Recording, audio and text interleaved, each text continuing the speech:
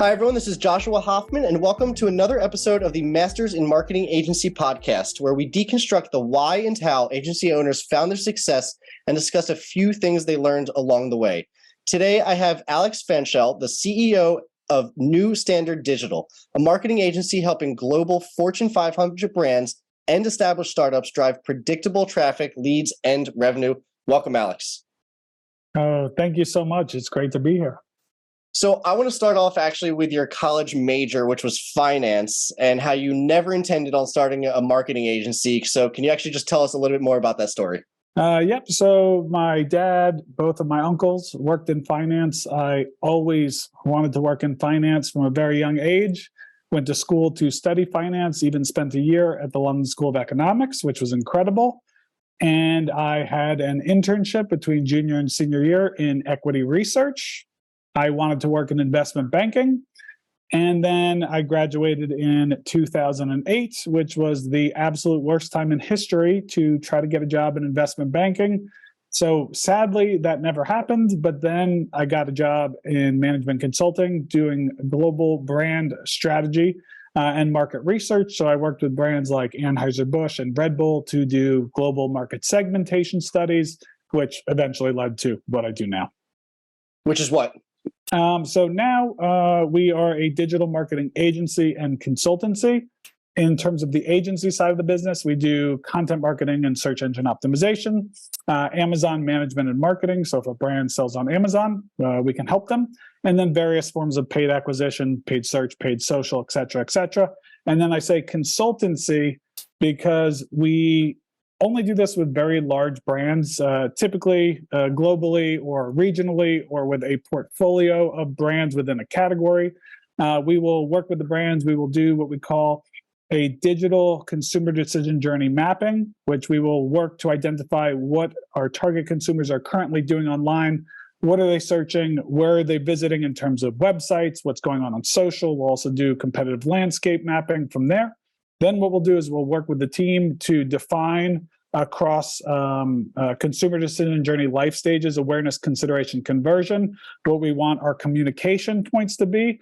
And then from there, we'll actually map out a multi-channel, multi-life stage digital strategy that these brands then, who typically have some of the largest agencies in the world as a global agency of record, their team will then take that and execute on that strategy. That's interesting. Did you start with that service, or did that come out of a need? Yeah, great question. So that did not. Okay, so we started out just offering agency services. And then when we started working with the first Fortune 500 brand that we did, which was like a year and a half in, they already had a large agency, but they wanted a search strategy, an organic search strategy. So we created that strategy. That was a beauty brand in a very large portfolio of beauty brands. So we then developed global SEO strategies for some other brands. And then from there, eventually started expanding to offering consulting, again, multi-channel, multi-life stage strategy development. Did you said that was your first Fortune 500 brand? Yes. How did you get them as a customer? So actually I like this question a lot. So the last day job I had, they let anyone who worked at the company, you could go take classes such as General Assembly classes to learn digital marketing or coding, what have you.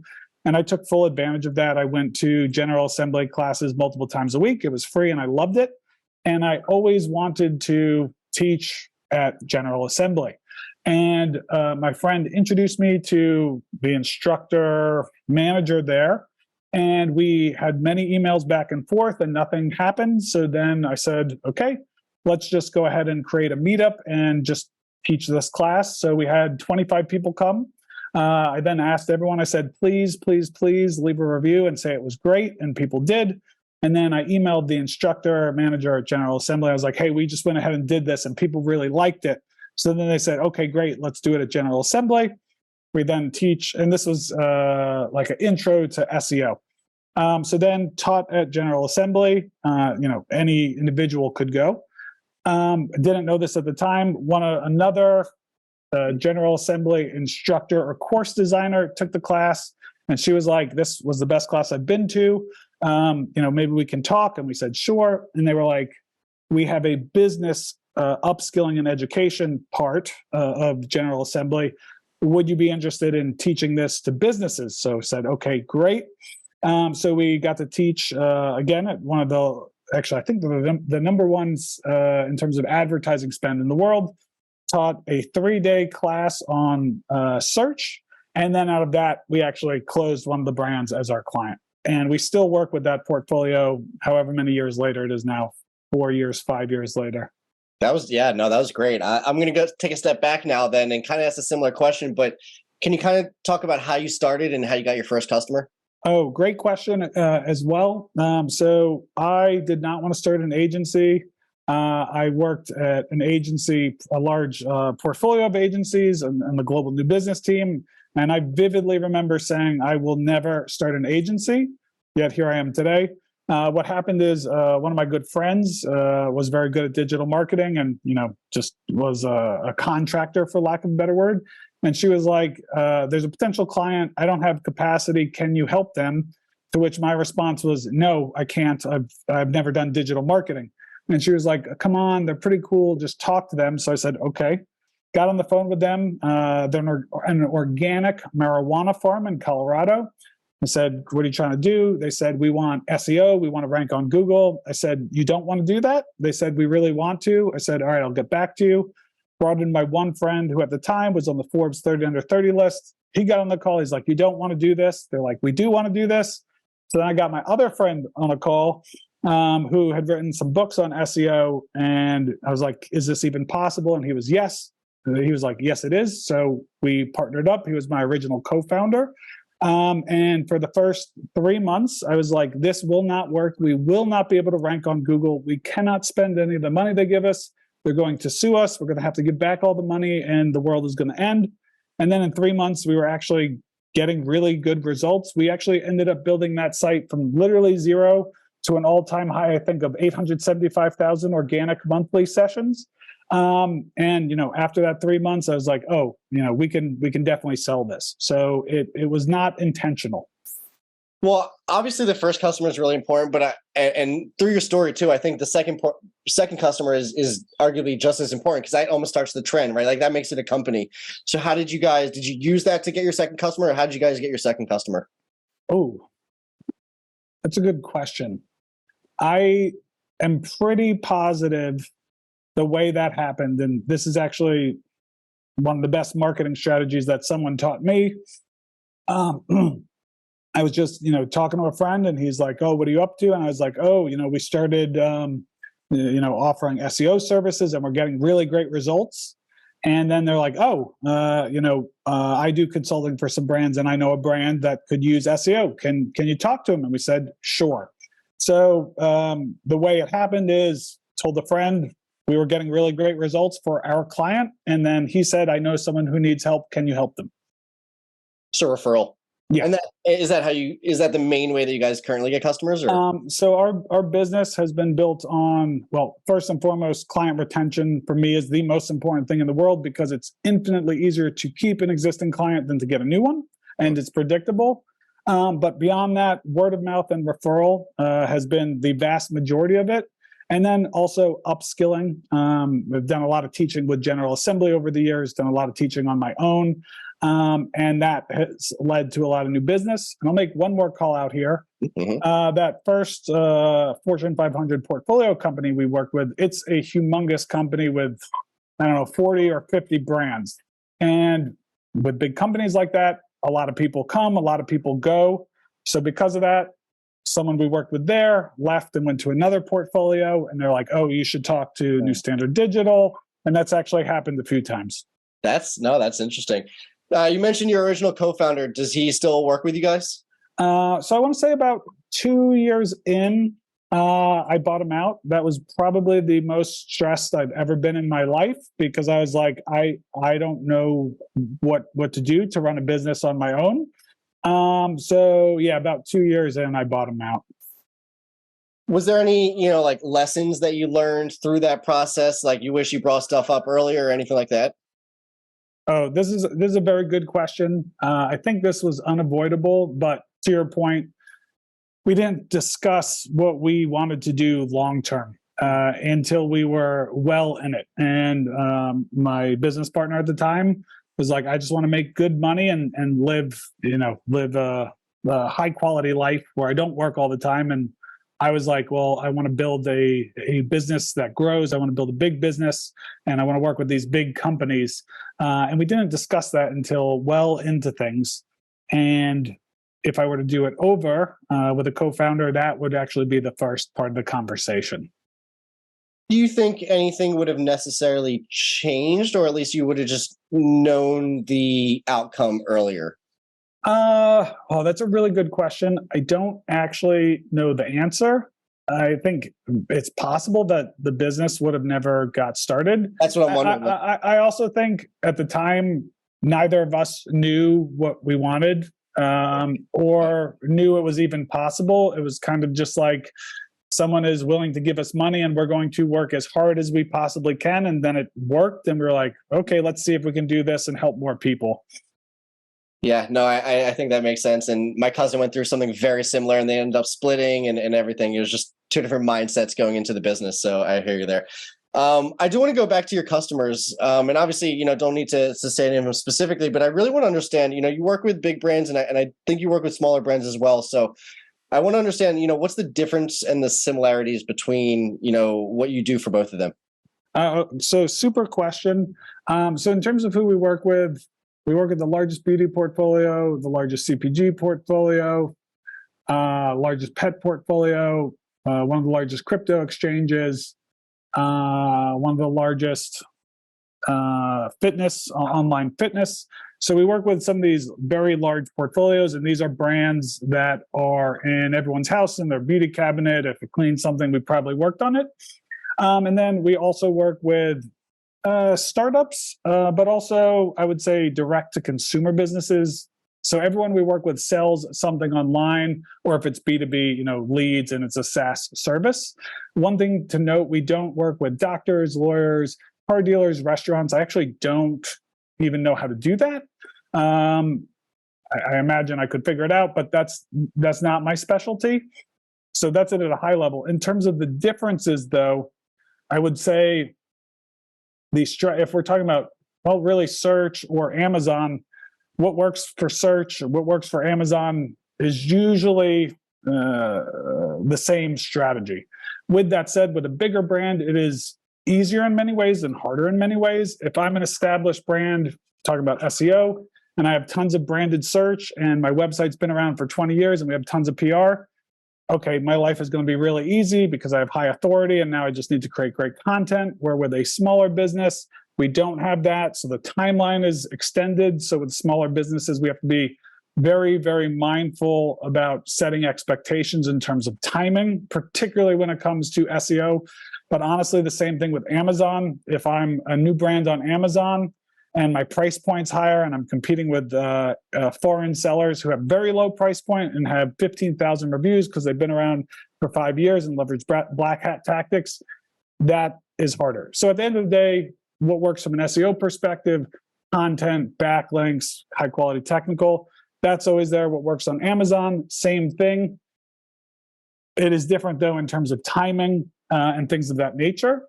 And then I would also say with the big brands, it's the hardest thing actually is becoming an approved vendor. They typically require huge amounts of paperwork, like hours and hours of admin work to get approved in the system. Once you're approved in the system, though, life is great. Then you can work with the other brands, and no one on either side wants to go through that process. So that is very hard. Getting approved the first time, you only have to get approved once, at least in my experience, is very hard, but then life is easy. But then also with the big brands, there is typically a large amount of scrutiny, whether we're talking Amazon, paid acquisition, SEO, in the sense that the legal team probably wants to get involved and review everything, whether it makes sense to or not. There are usually very, very strict brand guidelines, or there aren't, but people are very opinionated on the brand, which they should be.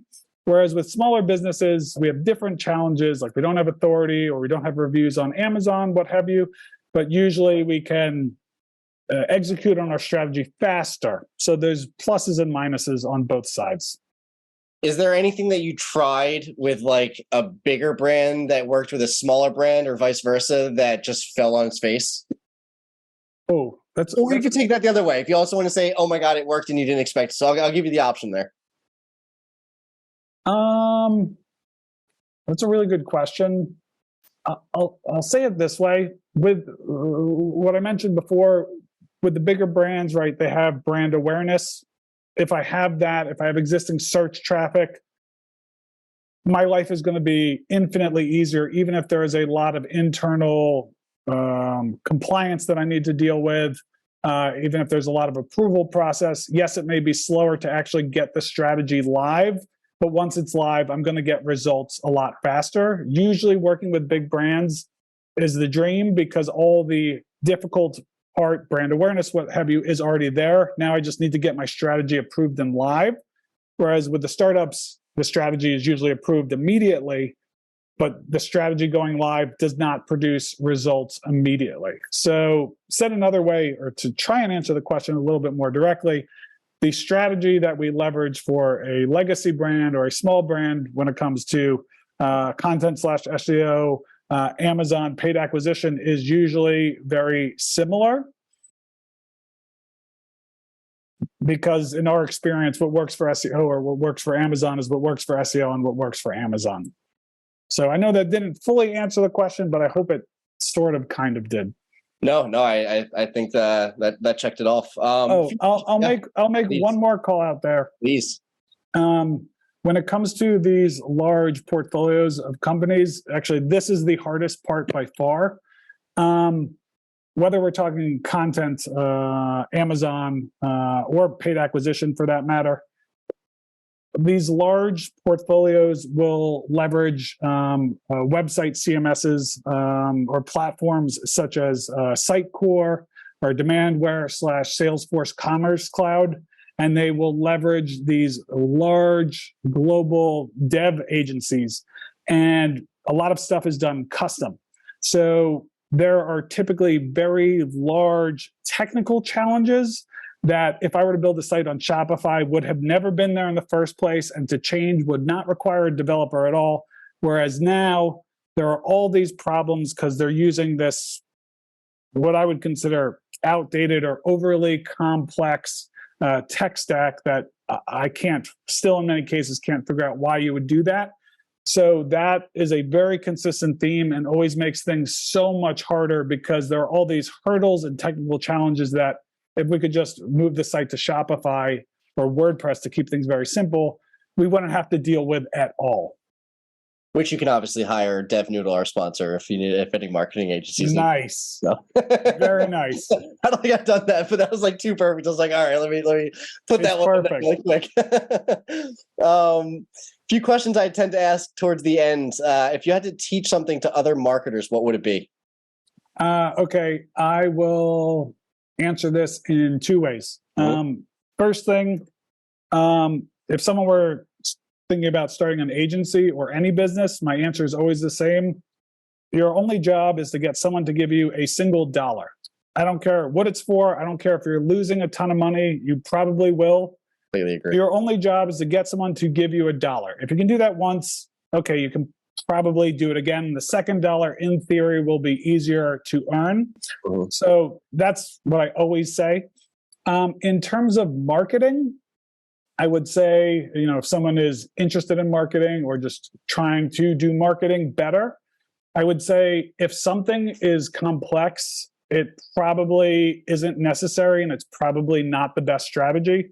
When it comes to content and SEO, right? What are people searching? What is the intent? Do we have a right to win/play? Can we create great content? Can we acquire backlinks? The strategy hasn't changed in years. It's very straightforward. It is not fancy. If it doesn't intuitively make sense, it's probably not a good strategy, frankly. And I would say the same thing applies with Amazon and paid social. Who should I target? I should go bottom of the funnel up. How should I manage my budget? Well, again, bottom of the funnel up. So I would say marketing, I don't want to say simpler strategies, but the most successful strategies in my experience are very straightforward and just nail the basics and aren't trying to do anything fancy. Yeah, no, I like that a lot. What do you enjoy talking about the most that you normally don't get an opportunity to talk about? That's a good question. Well, personally, I really like table tennis and video games. Which video games?